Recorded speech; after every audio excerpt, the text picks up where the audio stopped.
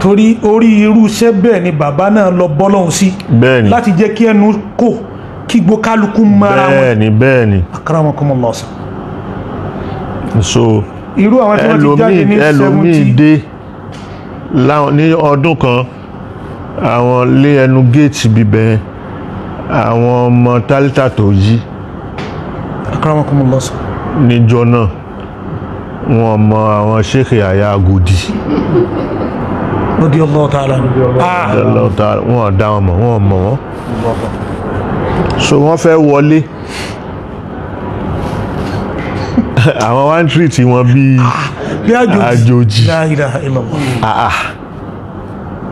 ìwé eléyìí kò ní dàpọ̀ kò gbọ́dọ̀ rí ọkọ̀ kí láǹfààní ta fẹ́ ṣe fúnra wa táṣáájú gbọ́dọ̀ ṣe fẹ́ ṣerú káàkiri ẹ̀kọ́kọ́ mara wa náà ká mọ̀ wọ́n. bẹ́ẹ̀ni òun ló jẹ́ kí n gbé òṣùbù Sheikh kalẹ̀. akramakumullah. ká máa pàdé lọ́dọọdún pẹ̀tọ̀ ẹni tí ó bá jẹ́ sáàsá tí wo ẹni orúkọ tó ní àti iyì tó ní kéwú yìí ló kéwú òun ló fi ní ìyẹn kéwú yìí ló fi lórúkọ yẹn kéwú yìí ló fi gbajúmọ̀. so kọ́mọ ẹ̀yin má ròyìn pé kí ló ń fẹ́ fi ṣe so ìyẹn. ọ̀nì ẹ ti mú ìgégé kan fún wa níbi hadir ní pé ìdí tí a fi dá òṣùbù Sheikh kalẹ̀ alákọ̀ọ́kọ́ dín ní ẹ̀pẹ̀tọ̀ káàmà markazi o àtàwọn tí wọ́n ti jáde àtàwọn tí wọ́n wà ń bẹ̀ nísìn kí gbogbo amara wa. tàbá tí ẹ ń pàdé lọ́dọọdún akramakumullah sa amara wa lẹ́yìn yẹn niqabatul markaziyin bàbá ló dálẹ̀ but ngbàtí bàbá dálẹ̀ kò function dáadáa bí bàbá ṣe fẹ́. akramakumullah sa inú hadiru àti mustaq àti mọ́dí láti so papọ̀. ok Sheikh Zuglul radiyallahu ta'ala ọ̀pọ̀lọpọ̀ mọ̀ wọ́n àwọn tó dẹ̀ mọ̀ wọ́n mọ̀ wọ́n bákan but ìjọ tí mo di mudir hafizakumullahu wa ra'akum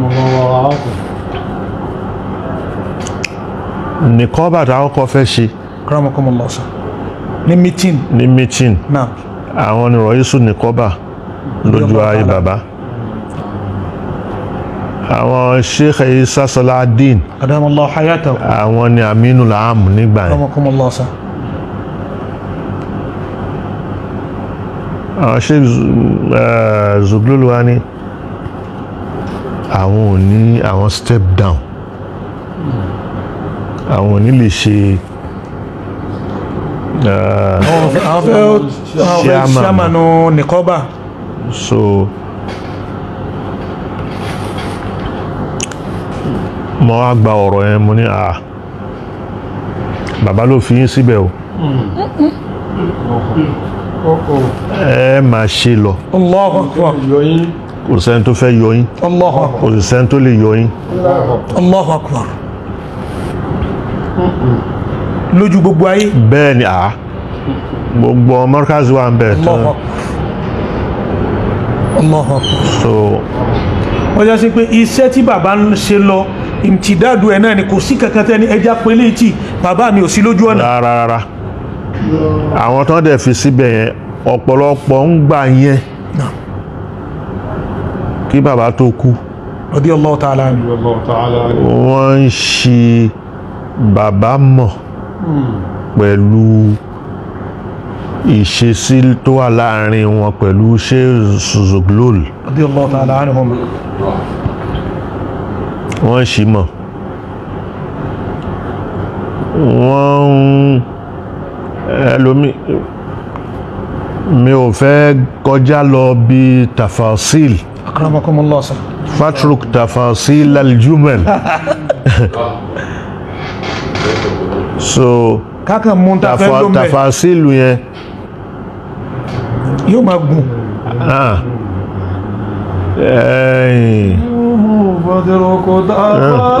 Mi ń kọrin mi mo kàn mú wá ẹnu ẹyọ kan yẹn mo mú wá mo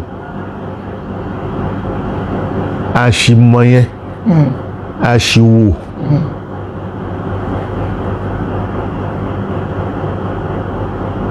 ọmọ sí bàbá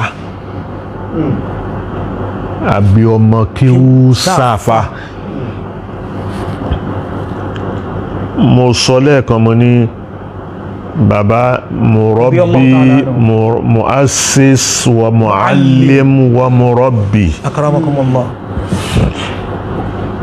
So àwọn àfáà wà tí ó yẹ sí pé tọmọ bá ti ṣe báyìí ọmọ kíwú bá ti ṣe báyìí wọ́n ṣe pèlè ni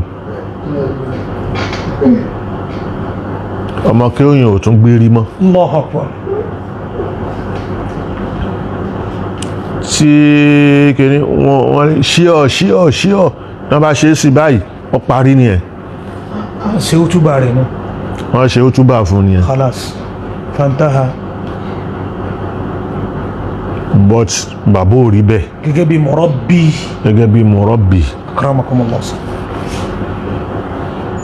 so èmi ń sọ wípé bàbá ò bá Sheikh Mustapha Zuglul radiyallahu ta'ala anhu kò wọ́n bá jáde bẹ́ẹ̀. Allahu Akbar. jẹ́ ń ṣe pèlè jẹ́ ń ṣe bàbá yìí ṣe bẹ́ẹ̀. ilé tán kọ́ ni wọ́n ní wò. rárá. akramakumullah. so bàbá ò ṣe fọmọ lọ́mọ bèlè yóò ṣe fọmọ ẹ̀. bẹ́ẹ̀ni Mawlana Sheikh Adam gbogbo ọjọ́ tí wọ́n lò yìí wọn alákọọ́lẹ̀ pé wọ́n ṣépè fọmọ kíwù kankan rí. rárá. ihun téèyàn ò ṣe fọmọ lọ́mọ yóò wá ṣe fọmọ tiẹ̀ gẹ́gẹ́. rárá bó tilẹ̀ òun kó mọ́ ní gbólóhùn ni lọ́rọ̀ ni níṣe sí ni. Allahu Akbar. rárá kò sí. kò jáde lẹ́nu pé mo fẹ́ lọ́lọ́run lọ́wọ́. mo fẹ́ lọ́lọ́run lọ́wọ́ yàtọ̀. àwọn elépè táwọn yìí nákàlí gidi ni wọ́n sàsí.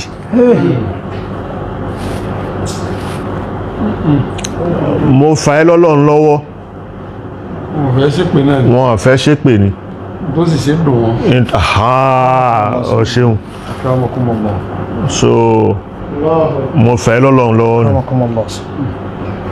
gẹ́gẹ́ bí al-murabbi. gẹ́gẹ́ bí murabbi. so mo fẹ́ lọ́lọ́run lọ́wọ́ yẹn pẹ̀lú gbogbo oore tí mo ṣe fún ẹ dáadáa tí mo ṣe fún ẹ yìí nǹkan tó wàá ṣe rèé tó mo fẹ́ lọ́lọ́run lọ́wọ́. so ìyẹn bẹ́ẹ̀ so ìwà ṣe kinní yẹn lèmi wá wò pé wọ́n fẹ́ bá kinní yìí jẹ́ ẹ máa ṣe lọ. Allahu Akbar. Rabtul madi bil hadir. akramakumullah sa. ó ní ẹ. yọlọ́n kó jẹ́ àríyìn pẹ́sà. Mawlana Sheikh Adam wọ́n ní mímú mẹ́ta al-murabbi al-muassis wal-muallim kódà muallifu ni wọ́n. al-muhaddis.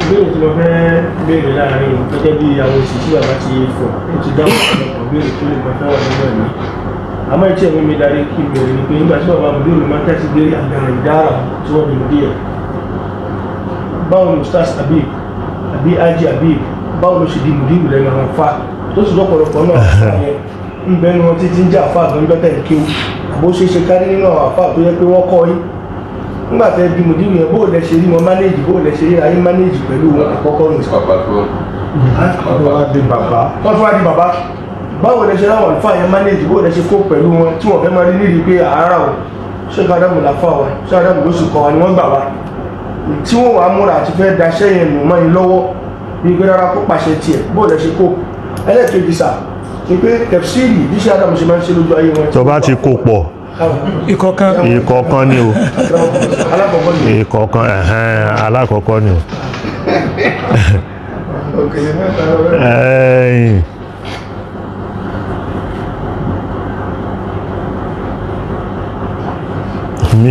èmi kọ́ mo manajtumul idara. èmi kọ́ ni mi ń wá ipò yẹn náà aslan ó sì ń ṣe déédéé ọ̀rọ̀ tá nẹ́bí sọ sallallahu alayhi wa sallam. wípé ya Abdurrahman la tas'al anil imara in sa'altaha an mas'alatin in utitaha an mas'alatin ukilta alayha wa in utitaha min ghairi mas'alatin u'inta alayha. Hafidhakum Allah wa ra'akum. So mi ò kọ́kọ́ wà u'inta alayha yẹn ojúlẹ̀ fọ́lọ́n. Allahu akbar. La hawla wala quwwata illa billah. òun ló lè ṣèrànlọ́wọ́ ń bẹ̀. Allahu akbar. wọ́n mi ò ní makidura kí n gbé bẹ́ẹ̀ mi lágbára àti bọ́sáyé yẹn tí ò bá já sí pọ́lọ́ ń bá ọba kọ́. ẹlẹ́ẹ̀kejì nǹkan tí mi ò wá yẹn èmi ò lérò pé ẹnikẹ́ni lè sọ pé mi ò ní gbà fún torí mi ò wá tẹ́lẹ̀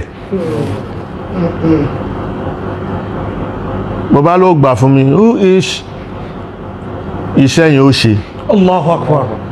Ọlọ́run ló yẹ ẹ̀yin yóò sì ṣiṣẹ́. Yóò sì ṣiṣẹ́. So òun ló wá kéwú fún mi pé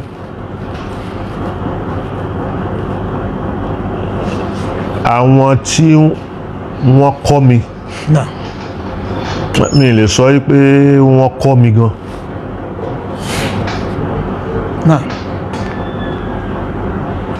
torí ńgbà táwa wà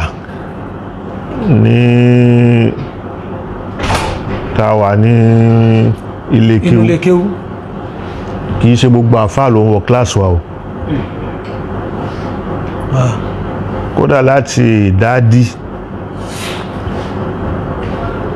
àwọn mudarrabin wà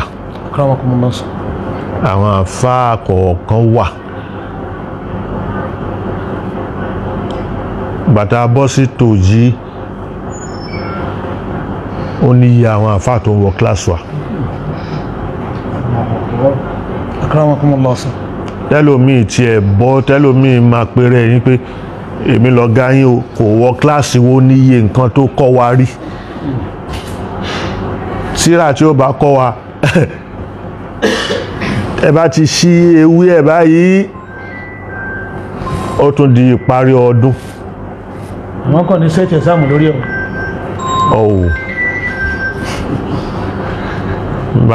bàbá máa sẹ́ẹ̀tì ẹ̀sáàmù ń gbà yẹn. akramakumullah. So ọlọ́run kún yín lọ́wọ́. ọlọ́run kún wa lọ́wọ́. ẹlẹ́ẹ̀kejì ni pé àwọn tá a wá jìjọ jẹ́ classmate nígbà tí mo di mudir mo pe àwọn kan ṣe láwọn tẹ́ ẹjọ́ jẹ́ classmate bẹ́ẹ̀ ni akramakumullah sir. mo mọ̀ pé ọlọ́run fún wọn lẹ́bùn tọ́lá ní class àmọ́ra wa wọ́n mọ̀ mí èmi náà mọ̀ wọ́n. So àwọn tún ọlọ́run ti kọ́ wọ́n ti tẹ̀síwájú sí i. akramakumullah sir. mo pe àwọn kan wọn dáhùn owó lẹ́lòmí ń béèrè markaz ò sì lówó tó ń béèrè yẹn kò lówó tó ń béèrè akramakumullah sir. so mo sọ markazi olówó yìí ó ní ok kìíní kan òun ò lè ṣe òun mọ́ tó máa lọ. ó ti papòdà ní ìsìn ó ti Allah yarhamu. mo pe ẹlòmíì náà kíní bí diplomati lè mo fẹ́ ṣe bí kíní ni wọn dáhùn alhamdulillah. mo pe èèyàn tó sì dáhùn alhamdulillah.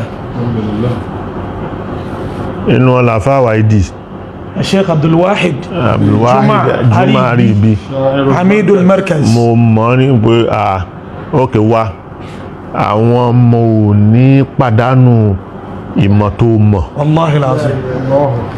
Alhamdulillah. Alhamdulillah. So mo gbà bẹ́ẹ̀. Inú wọn ni Abdullahi Fazazi.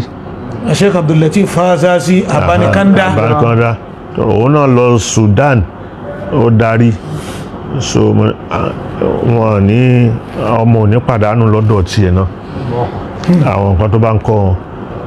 So pẹ̀lú àwọn àfà akramakumullah sir. tí wọ́n ń ṣiṣẹ́ ń bí nígbà náà. akramakumullah sir. Àwọn àfà Sule Saruji Abdulwahab al-Bunyan Naim al-Mawla. àwọn wọ́n senior wa dáadáa. akramakumullah sir.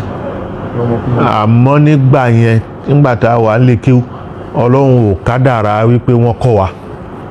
Allahu Akbar. Àmọ́ ẹgbẹ́ àfà ẹ̀ náà ni. Allahu Akbar. akramakumullah. Senior àfà rẹ̀ náà ni. Kódà bó tẹ́tíra síwájú. akramakumullah sir. So ìyẹn bẹ́ẹ̀.